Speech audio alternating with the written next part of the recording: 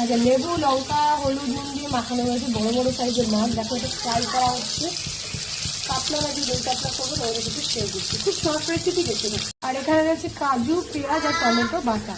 এখানে মাছগুলো খুব সুন্দরভাবে লাল লাল করে ফ্রাই হয়েছে। এবার তেলের মধ্যে গোটা গরম মশলা আর দিয়ে দিচ্ছি দারচিনি, তারপরে দিচ্ছি যেটা বাটা করে নিয়েছিলাম কাজু, পোস্ত আর হচ্ছে টমেটো।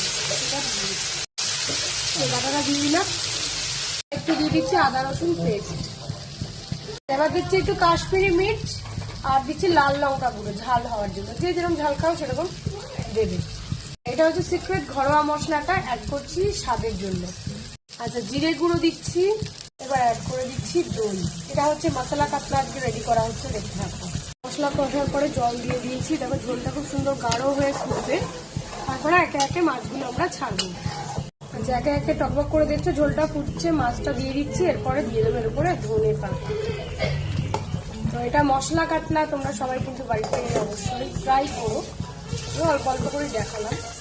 আচ্ছা, মাছটা দেখো পুরো হয়েই গেছে, দেখতেই পাচ্ছ। এবার একটু ধনে পাতা এর সাথে অ্যাড করে দিচ্ছি। কাঁচা লঙ্কা আর ধনে পাতার যে সংমিশ্রণ, সেটা আর মানে কোনো তুলনা হয় না। তো মাছটা রেডি হয়ে গেছে, এবার আমরা নামিয়ে নেবো। তোমরা অবশ্যই ট্রাই করো। ভালো থেকো, টাটা।